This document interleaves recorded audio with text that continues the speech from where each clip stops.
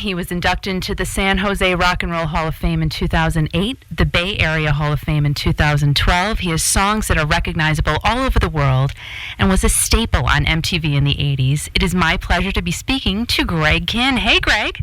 Wow, that sounded. I hope I can live up to the introduction. How's it going?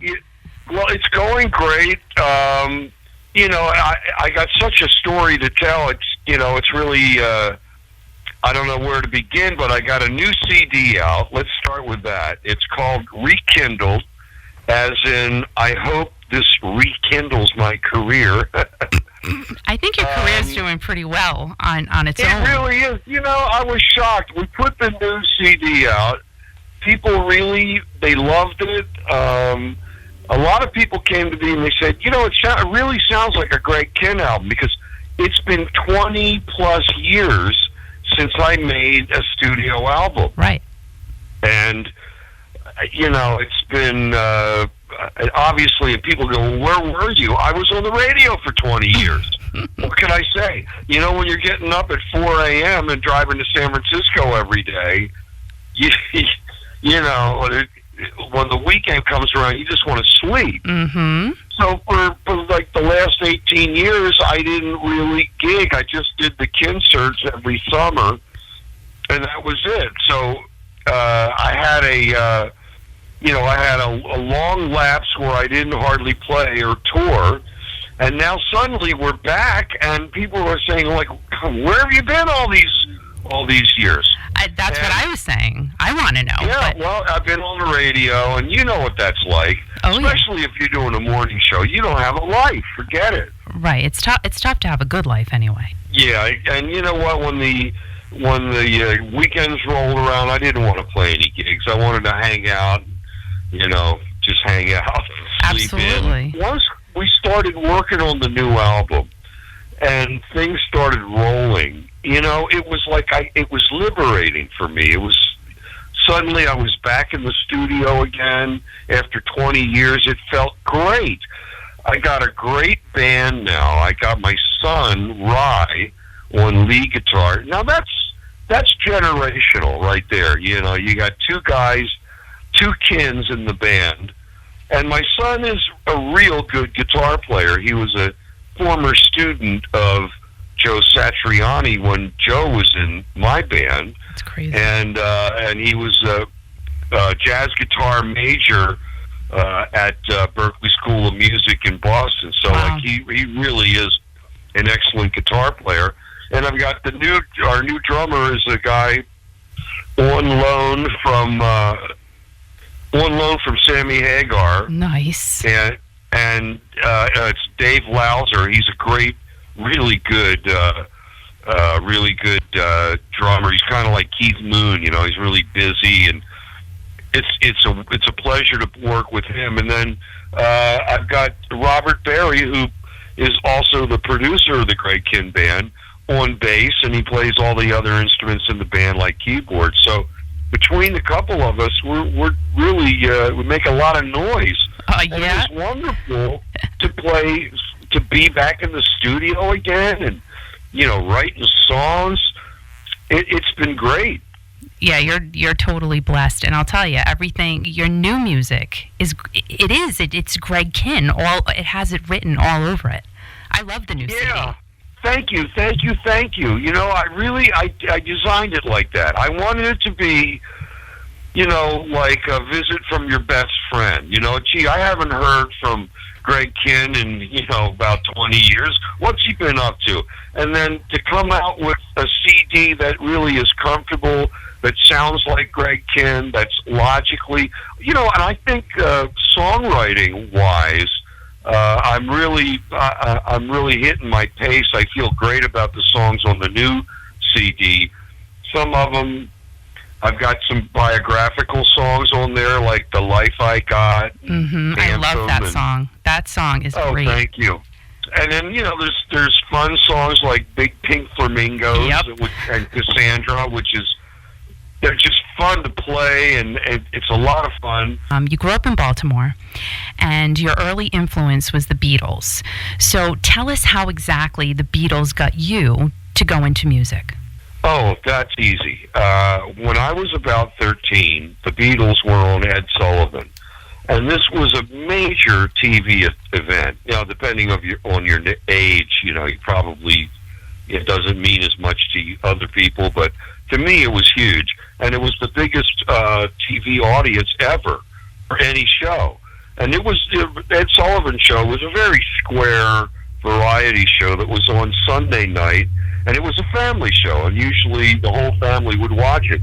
Of course, in those days there were only 3 channels, so that was like one of the choices.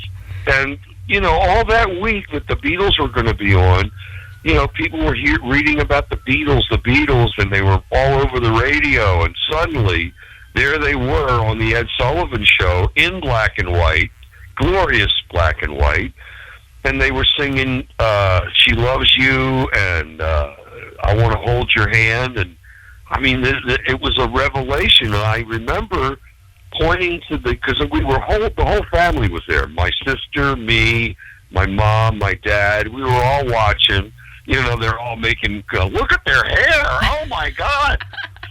But, I pointed to the screen and I said, that's what I want to be. That's what I want to be. So you do remember... I kind of got that. So you remember that moment when you said, this is it. I'm going to be them. And of course, my parents groaned because they knew that it would be a lifetime of frustration. But, once I started making it, my mom and dad were super supportive. And, they did sweet little things to help me along. For instance, I hope my entire career, because of my mom, when I was about... I got a guitar when I was like about 13 or 14. And when I was like maybe about 16, I was into Bob Dylan. This is before the Beatles. Then Freewheel and Bob Dylan came out, and I loved it. And I thought, man, this guy can write songs. I'm going to write songs too. Of course, they were terrible songs I was writing, but I wrote them anyway. And I had a guitar. I knew 3 chords. The same 3 chords, by the way, that I still use. Hey, it works. And I used to go into the shower stall of my mom's bathroom on the 2nd floor, and it was great acoustics. It sounded like an echo chamber. So I used to have a little Wallensack tape recorder, one of these little reel-to-reel jobs. I mean, this is really ancient. And, it was like the reels were 3 inches, so you could only do like one song on them. And I remember going in there and cutting demos. We had like 3 or 4 songs that I'd written, and my mom listened to the tape, took out the one song that was the best, sent it. There was a talent contest on the local top 40 station in Baltimore where I was growing up. WCAO was the station, and they had a talent contest. And singer-songwriter was one of the things. And my mom, unbeknownst to me, sent my tape in, and lo and behold, I won. I didn't even know I was in the contest. I won. I won 3 things that affected my life forever. I won an electric guitar, a Vox electric guitar, which I still have, by the way. Nice. I won an electric typewriter. This is years before computers. And an electric typewriter was like, whoa, this was really high tech. And I loved it. And I started writing stories right away. And then the third prize was a stack of records, which ironically I would come to play on the radio. So 3 things that influenced my life, and it all happened really at an early age. Well, that's a great mom. Yeah, it really was. And she was, my mom and dad are both gone now. So, I can't tell you how it affects your attitude throughout life. I've had this amazing career where I've done all these things like writing novels and going on the radio and writing songs and having hit records and making videos and all that, going on the road and all that stuff. And I remember people telling me, that's hard. It's hard stuff. But I never thought it was hard. It never seemed like work to me. It all seemed like fun. And my attitude was always, I'll try anything. And I'm really kind of fearless. I didn't know how to write novels or do the radio thing or any of that. I just did it. I didn't overthink it. I didn't have time to overthink anything. I just did it. And that's my advice to all the young musicians, everybody, not just musicians, but any facet of life. Be unafraid. Try everything. Hey, this is Greg Kihn, and you're listening to Kiki. Yes, Kiki on Turn On Thursday. Well, now going back to your novel writing, so you were influenced heavily by the Beatles, of course, and then you wrote the fictional but not fictional book called Rubber Soul a few years back. Now, what was it like? You were a kid from Baltimore, and you were influenced by the Beatles, and you actually interviewed Pete Best, Ringo Starr, and then Paul McCartney. What were those moments like for you at that time? Oh. It was a dream come true. First of all, I idolized those guys, and it was very interesting. I come to interviews from a musician's standpoint. I wanted to talk to him as a fellow musician, so I asked a lot of musical questions. I asked Paul, about the PA that they used to use in Hamburg in '63 when they were, before they were famous, and all these really esoteric questions. And one of the questions that I asked to all of these guys was, where did you guys get your music? Because, I know that there were no import shops.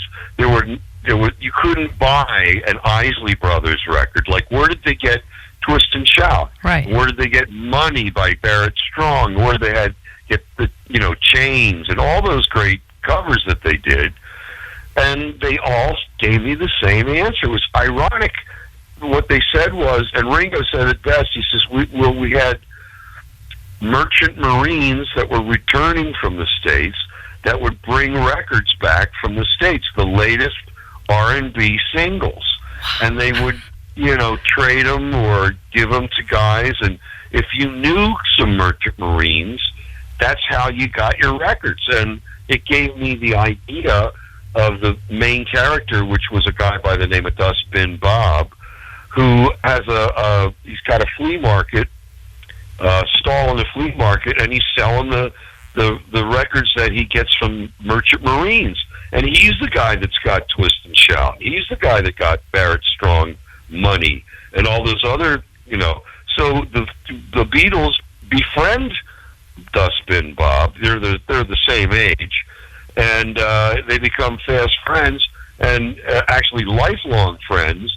And he furnishes them with all their great covers that they used all over the years. And of course, in my twisted universe, I have them saving the Beatles' lives at the end.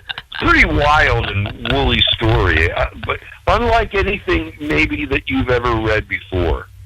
But that's so neat that you were able to gather that information personally and put it into your book. That really made it special. It's crazy. To me, Pete Best, the original drummer for the Beatles, and this is the guy that was the drummer when they first went to Hamburg and they were first playing at the Cavern and, before Ringo. And, he was fascinating. First of all, you'd think he'd have a chip on his shoulder, but he's a very affable guy, and he doesn't regret anything, and he was a great guy. He told me some stories that were just fascinating. Like Stuart Sutcliffe was the original bass player in the Beatles, and he died of a brain aneurysm. I knew that. I mean, this is all a matter of record. And he was a great artist, and he's the one that stayed in Hamburg. He quit the band, and he was living with the Astrid, the German girl, and she was taking pictures of the Beatles and styling their hair, really creating the Beatles the way that they actually looked.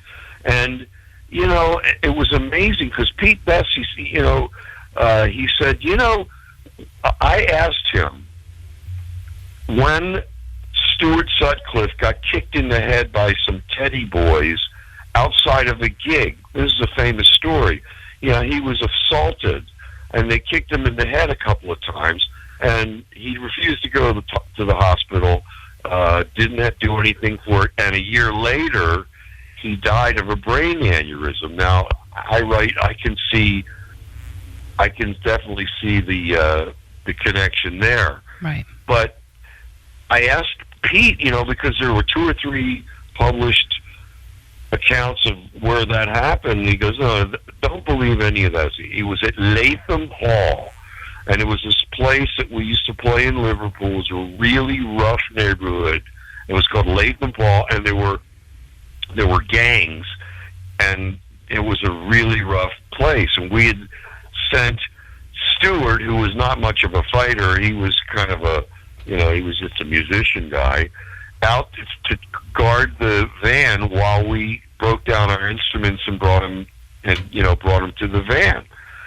And while he was there, he was assaulted by these Teddy boys that kicked him in the head, and it resulted in his death a year later. But I never would have known that and the real story of how that all happened if it hadn't been for Pete Best telling me the inside scoop.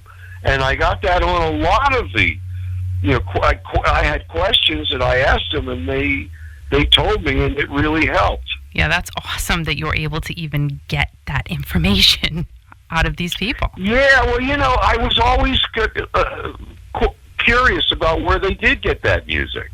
Well, where did they get Twist and Shout? It wasn't an English release.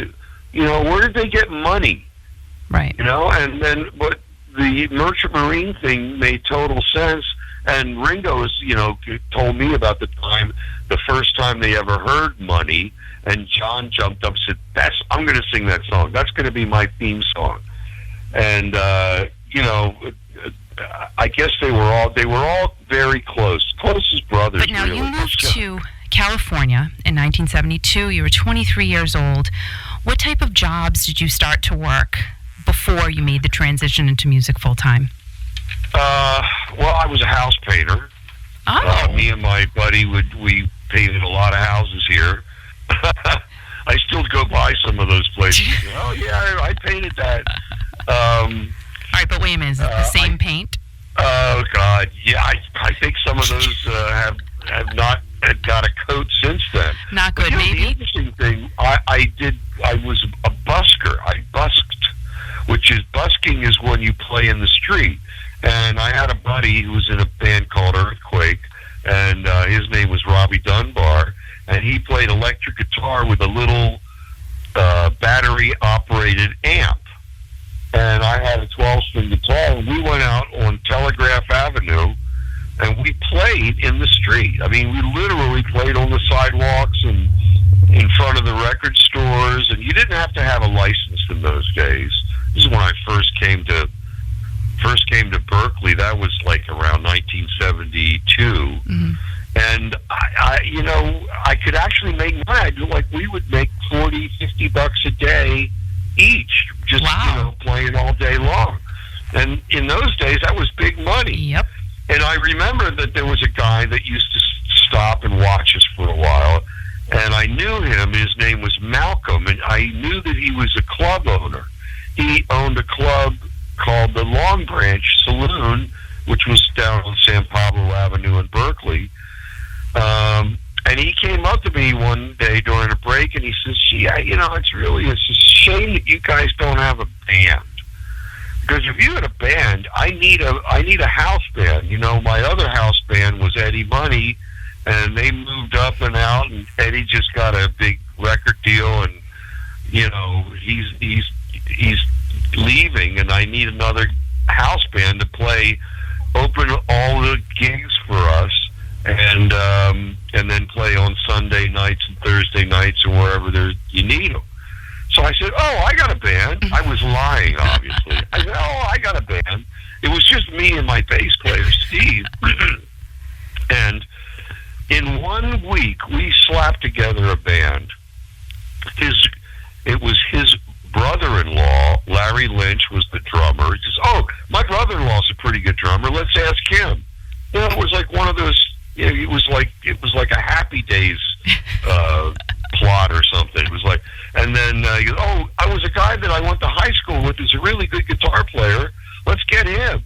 So I just slapped together a band in 1 week, and that band stayed together for 20 years and made 18 albums, and I had a whole bunch of hit records, and it still amazes me. So maybe that's the way to do it. Maybe that could be your piece of advice to new artists. Just slap a band together. Just ask random people. Just go for it. Yeah, and we didn't know what we were doing. I remember our first gig at the Long Branch, we didn't have any songs. So I just, we memorized a whole bunch of Who songs and Beatles songs. So that's all we did. And we would come up with things on the spot. But, it was fun. It was never hard work or anything. It was always fun. Right, and I think that's the key, right? When you're a musician, you got to have a good time. If you stop having a good time, just don't do it anymore. Yeah, you really have to look in your soul. Mm-hmm. And I get a lot of young musicians now. The breakup song was the song that everybody knew and played in their band in high school. So like every musician comes up to me, they go, "Oh, I played the breakup song in my high school band." "Oh, I played the breakup song in my, when I was in college in my band." And they all, I got that in common with everybody. Over the years, it had been, we'd become a heritage band. We had survived decade after decade. I mean, we made it through the 70s. I don't know how we did that. And then the 80s, which was fantastic because those were the MTV years, and we were, making tons of money and having big hit records. And then the 90s was when I started writing novels, and I went on the radio officially. And then I came up for air 20 years later, and here I am with a new CD. And you're having a great time, aren't you? Yeah, I do. I love it. None of these are really jobs.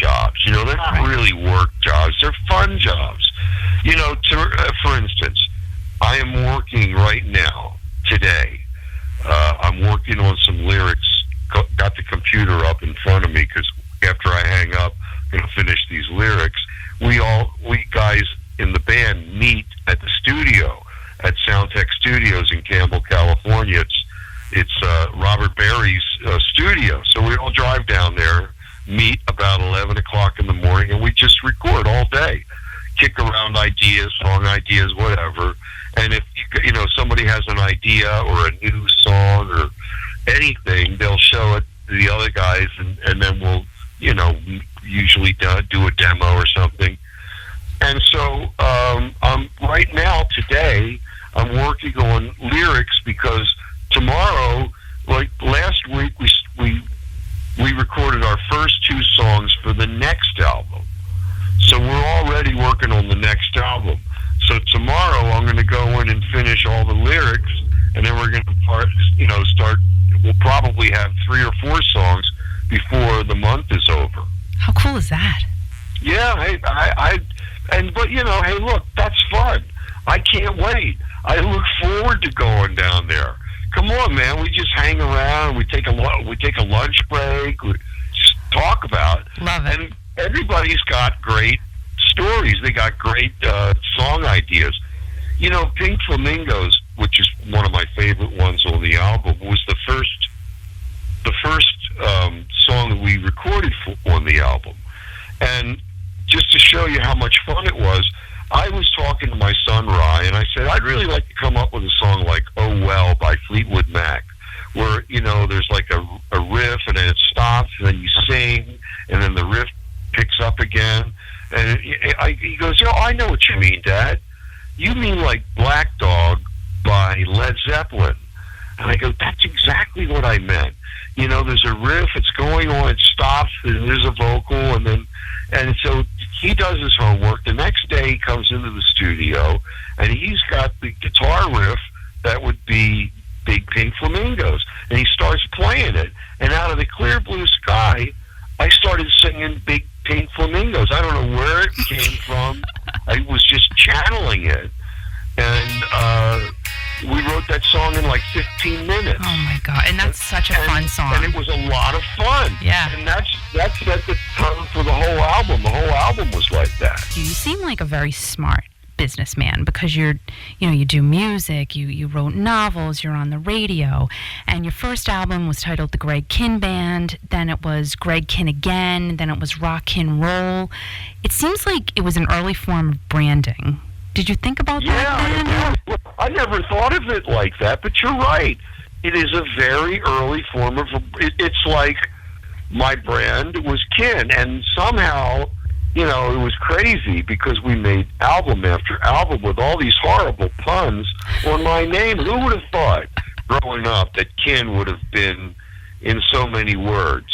And, like we've had conspiracy, consolidation, God, there's a million of them. All kinds of things. And we're still doing it. Here we are. It's rekindled, right. For God's sake. And you know what? We're working on the next album, and I got a call from my manager, and he goes, "What do you want to call this one?" It's like, "Hey, man, it's bad luck to name the album before you're done, recording it." Oh. So we'll cross that bridge when we do it. But I dare say it's going to be another Kihn pun. Nice. It has to be. They've all been Kihns. Yes, they all have, and my mom loved it, too. She looks down in heaven, and I'm sure she smiles every time. Because, it's the family name, and it's branded. Right, absolutely. Now, when you performed the breakup song, you were speaking about your mom, let's talk about your dad a little bit, and you were on American Bandstand, and Dick Clark was interviewing you, and then he started talking about a letter that your dad sent to him. Tell us about that moment.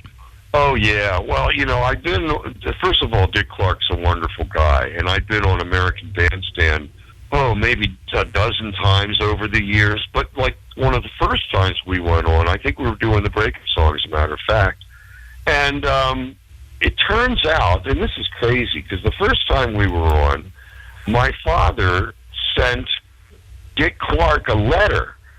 And Dick Clark, he's interviewing me, on the TV right there, right before we were about to sing the song, and he goes, I got something, and he pulls it out, and it's my father's letter framed, and he's got it hanging in his office, and he goes, we've had over 5,000 bands on American Bandstand over the years. We've done thousands and thousands of shows. We've had, hundreds and hundreds of hit records, but only once have I ever received a thank you letter from a guy's father. And it was real simple. It was, thank you for having my son on your TV program. That was but he loved it, and he had it and every time that I would be on the show, he'd bring it up. He'd always show me it still hanging in his office. And we lost a great one when we lost, I had wonderful memories because Dick was a really nice guy. Mm-hmm. And, of course, my dad, he was a very sincere guy, and he was very serious. He was seriously, thanks for having my son on your program. And apparently I was the only one that ever had that happen. Years and years ago, and I don't remember the exact circumstances, but the very first time in my life ever, in 31 years on the air, 9,000 some odd music. This is the truth. 9,000 and some odd musicians been on this show, acts, no less. I got a letter from a parent of a musician who said, "Thank you very much for playing my kid's record." It was your dad who wrote it. Yeah, my dad. That's pretty heavy for a dad. You're walking. Well, first of all, does he like what you do? Oh yeah. Well, I think he's finally convinced it's a steady job now. So. Yeah. But what was the song? It was a couple of years ago. I think it was the breakup song, and he was kind of walking through the house, and they had Bandstand on, and that's my kid. So he immediately, he's a sincere guy, dashes off a letter, and well, I treasured it. I thought that's the nicest thing that's happened in a long time. When we grew up in a different era, and nothing bad ever happened, Nowadays, it's a world going mad. But when I was a kid, I don't remember, I just remember the good times. Going to Ocean City and learning how to play the guitar and playing at hootenannies and church coffee houses and I just felt like the world was my oyster when I was young, and it was a very innocent age. The age of the Beatles. It was the age of love and understanding, and it was completely different. Really sounds like the sincerity of both of your mom and your dad just kept you humble and kept that humbleness in you. Oh, yeah. Hey, my mom used to say every time that I played a Bill Graham gig, for a long time in the 80s, we were America's opening band. Bill Graham had us with everybody, and we used to open shows for, the Grateful Dead and all those kind of people like that. And we played at Winterland, and every time my mom would say, go find Bill Graham after the show and thank him for the gig. Nice. So I always went and I had so many great adventures looking for Bill Graham right after the show. That's how I met the Rolling Stones, and oh, wow. I had great adventures, and it was all because I was like, hey, Bill, thanks for the gig, man. He knew that he could call the Greg Kihn Band at the last minute. Our first big gig for Bill was at Winterland, and I get a call in the afternoon from Bill Graham himself, and he says, hey, could you be down here set up and ready to go by 7:30? Because Cheap Trick, Robin Zander's got laryngitis and he can't play. Could you guys be down here and set up and ready to go? I said, no problem. I'll be right down. I'll be there ahead of time. I'm already in my car. I called my guys. We were all, we're gonna play Winterland. Oh my God! So we were jumping up and down. We go there. We didn't even know who we were opening for. Well, it turns out we were opening for Black Sabbath. Oh my gosh! And they hated us. And they were throwing stuff and giving us the finger. Come on. They were lighting candles and chanting, and it was really a black magic kind of, it was scary. And, they were putting curses on us, so I had to cut the set short. Really? And as I walked off the stage, I said to Bill, Bill, why'd you throw us all with Sabbath, man? That was like throwing us to the wolves. You know what he said? He said, I just wanted to see what you were made of. Oh. He says, I always liked you guys, and I thought you sounded real good tonight. Nice. And from that day on, I was one of his favorite bands, and we used to open lots of shows because we could play with anybody, and he knew that if he called me, I would be there on time, I would go on time, and I'd go off on time. And believe me, in the rock and roll business, that's a real virtue. Yep, and even getting things thrown at you and yelled at, it's pretty good. Oh, yeah, man. But you know what? We lived through that, and then we had wonderful nights where, everything was magical. Right. I have great memories of some of those great Bill Graham gigs that we played over the years, or not just Bill Graham, but everybody. But it really is liberating, and it feels so good to be back on stage again, playing live, with my son. Every time I look over at my son in the band, I smile. Yeah, that's... and the kid is so good, it's like, wow, this is really special. Not a lot of guys can say that. Nope. And here's the kicker, too. I've got grandkids. My daughter's got 2 sons, so I got 2 grandsons, 8 and 5. Wow. Okay? Now, I already give them every instrument in the band, and they're already taking lessons. Nice. And they play the drums, and they play the conga drums, and they're working on the guitar, and they play, they bang on the piano, and they're gonna grow up musicians. And then hopefully in about 10 years, when they're like 18, I'm going to put them in the band, and then there'll be 3 generations of Kihns in the band. Wouldn't that be great? Now, all I got to do is survive.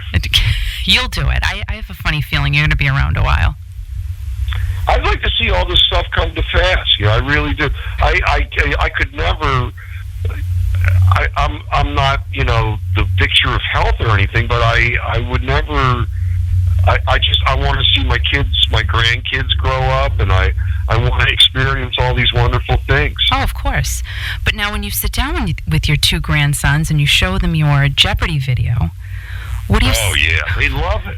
What do you say to them? Do you tell them the story of how it was made and why you made it and why you put the paper snake in it? And what do you tell them these things? Yeah, I tell them all that stuff, and they love it, and they're fascinated. And they really, you know what their favorite thing is? They love to go see the band live. Now, most of the gigs that we play are either out of town or club dates. Mm-hmm. So there's very few, maybe one every 2 or 3 months. But we got the Santa Clara County Fair coming up, which is right here in town. Mm-hmm. And it's a fair, so they can go on rides all day and then see the concert with Grandpa's band at night. And it's going to be great. And they love seeing the band. And they love, they know the songs. They know Big Pink Flamingos. They sing along. When I go over, every Sunday I go over to my daughter's house, and me and my son go over there, and we bring our guitars, and they always request Big Pink Flamingos and Cassandra and all the songs that we love to play, and we do them. We just sit down in the living room, and we have a little mini concert, and it's really cool. It's a jam session with Grandpa. Yeah. Everybody was. Well, I remember when the kids were born. Everybody, my ex-wife wanted to be Mamu. She didn't want to be Grandma. She wanted to be Mamu. And the other Grandpa wanted to be Poppy. Mm-hmm. Poppy. They all had these cutesy, and then there was Nana. And they all had cutesy names. I just wanted to be Grandpa. Straight up Grandpa. Oh, I thought you were going to say Grandpa, and here it is. He's in a band, and let's get happy. I thought you were going to say maybe they had to call you Kihn-how. That's funny. When Weird Al called you and said, "Hey, look I want to make fun of your song and I want to make a video. I lost on Jeopardy." What was that phone call like when your song just came out? It was wonderful. Because first of all, I was very flattered that he wanted to do a parody of my song, because that means that you're well known enough to be parodied, right, which is very flattering. The fact that I was flattered that he chose my song, and he called me out of the clear blue sky. I'd always been a Weird Al fan, but then he called and he says, "I want to do Jeopardy. I lost on Jeopardy." And I said, "What's a brilliant idea?" And he invited me down to be on the video, do a cameo appearance on the I Lost on Jeopardy video, which was great. I got to meet Don Pardo, of all people. It was really cool. It was the first concept video, if I remember correctly. Back in the old days, all videos were fake live. Or chicks running down, alleyways with lingerie on. It was pretty stupid. I did read something, Greg, about the bride in the Jeopardy video. You can't reveal who she is. She's a famous rock star. Yeah, I can't reveal it, but she was. That was great. I got to tell you, making that video was so much fun. As I said, I felt like Edward D. Wood or Roger Corman or one of these early movie makers, because it was just so much fun. Yeah. You say, well, that's a lot of work, and you guys were up for 2 days straight. Hey, we could have stayed up for 5 days straight. Are you kidding me? We were young. We were on blow. We were drinking. By the way, I have to say it. This is a confession that I'm going to only say to you. Oh, I love it. Okay. It is absolutely sure that I'm going to go to hell for the things that I did in that church after hours. All right, tell us one thing. That was a real church. It was Mission Dolores in San Francisco. The same church, by the way, from their Dirty Harry movies. Oh, wow. Yeah, so that was Mission Dolores, a very famous church in San Francisco. They let us use it for one 48-hour video shoot this was during our partying days, and I'm going to go to hell for the things that we did in that church, at like 4 in the morning. Come on, Greg, one thing. Tell us one thing you did in the church that was really bad. Oh, no, I can't. I'm going to go to hell for that. And, I've been trying to live that one down for a long time. Well, you know what? I tell you, we had so much fun. We made all the videos. We made them so that they could all link up. They were all continuations. They were all sequels to each other. Reunited, for instance, was the sequel to... Reunited was the sequel to Jeopardy, and then they were all sequels to each other, and they all kind of... they had a storyline if you strung them all together. Well, I loved watching you on MTV. I loved listening to you. Now I love listening to all of your new music. It's really fun, and you've had such an amazing career. You're on American Bandstand, Solid Gold. You're on Saturday Night Live with Howard Cosell. I mean, Howard Cosell, yes. He was the best, man. Howard was the best. I really miss him. But I remember introducing the band to Howard. We had the dressing room right across the hall from him. Yep. So I spent the whole week hanging out with Howard Cosell, listening to these gems of wisdom that he would come up with. And I introduced him to my band, and I'm going around the horn, and I say, here's Dave Carpenter, he's the lead guitar. This is Greg Douglas over here, he's a guitar, and this is Steve Wright, the bass player, and he goes, Steve Wright, University of Miami, 1972. Len Eshmont Award winner, drafted in the 3rd round by the New York Jets. You had a multi-million-dollar contract, yet you blew it. What happened, kid? You blew it. And I said, Howard, different Steve Wright. He goes, oh, never mind. I think he'd be proud of that. What you just did is impersonation, for sure. Oh, thank you. Yeah, I'm no... Hey, Billy Crystal does the best.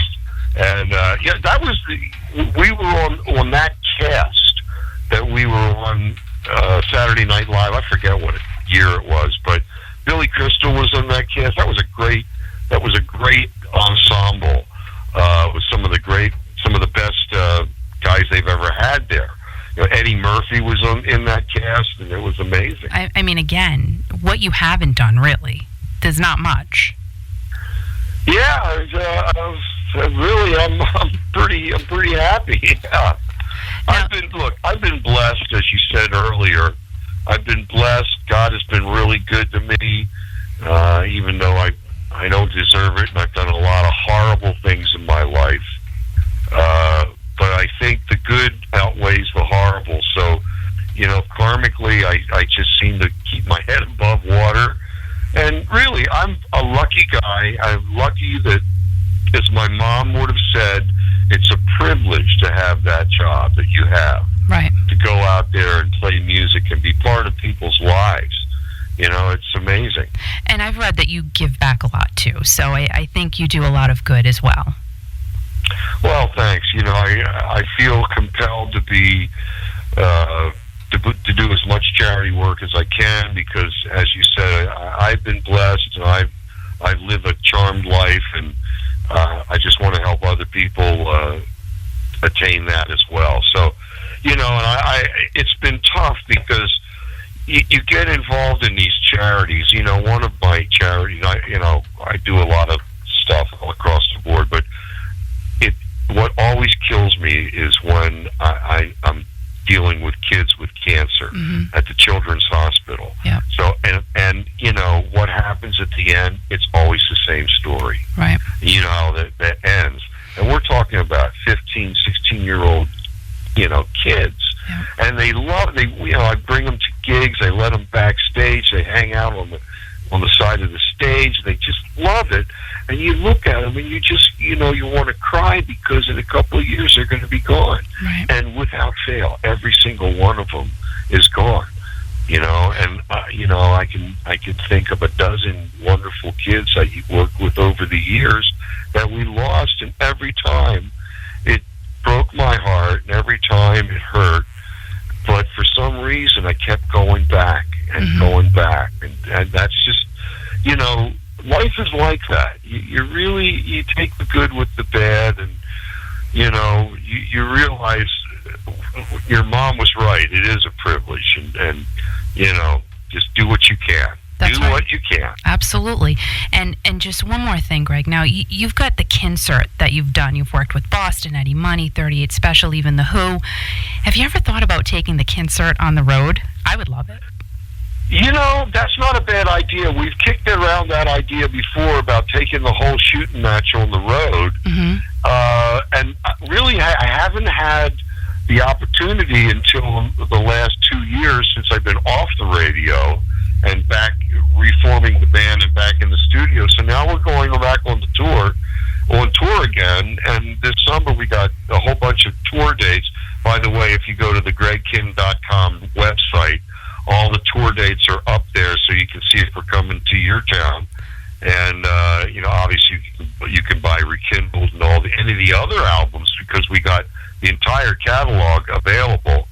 I own all my stuff. I bought it back over the years. We got gigs all over the country, and they're adding more all the time. So hopefully that's something that I really would love to do, and we're going to try to do it before the year is over. And Greg, the song on Rekindled, The Life I Got, there's a verse in there, if I had to do it all over again, I'd do it again. Would you do it again this way? Oh, absolutely, yeah. Yeah, there's a couple of nights I would have excised, but yeah, I think really it's been a wonderful ride, and my mother, bless her soul in heaven, it was right. It is a privilege.